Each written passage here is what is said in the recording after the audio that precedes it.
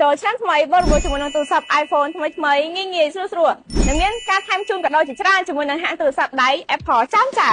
សួស្តីពុកម៉ែបងប្អូនទាំងអស់គ្នាចិត្តចូលឆ្នាំថ្មីហើយត្រូវអត់បងត្រូវការទូរស័ព្ទថ្មីទៅប្រើដែរឬអត់ឥឡូវនេះបងគ្រាន់តែមកបរិបូរជាមួយនឹងហាងផ្ទាល់បងចំណាយត្រឹមតែ$30មិនត្រូវការអ្នកធានាទោះខូច CBC ក៏បងអាចបងយកទៅប្រើប្រាស់បានដែរកាន់តែពិសេសជាងនេះទៅទៀតបងប្អូនក៏អាចទទួលបាននៅកាដូជាច្រើនដូចជាទឹកក្រូចស្រាក្រហមដបទឹក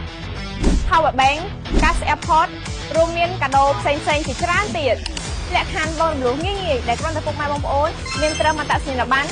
ឯកសារការងារបន្តិចបន្តួចបងប្អូនអាចស្នើបងរំលោះបានភ្លាមអត្ថប្រយោជន៍បន្ថែមទិញទូរស័ព្ទដែលឥឡូវនេះនឹងមានការធានាជូនពីហាងនេះផ្ទាល់ហ្វ្រីសាំទូរស័ព្ទមួយហ្វ្រីអឹកស្វេន6ដងដែលឥតគិតថ្លៃសេវាកម្មធានាប្រើប្រាស់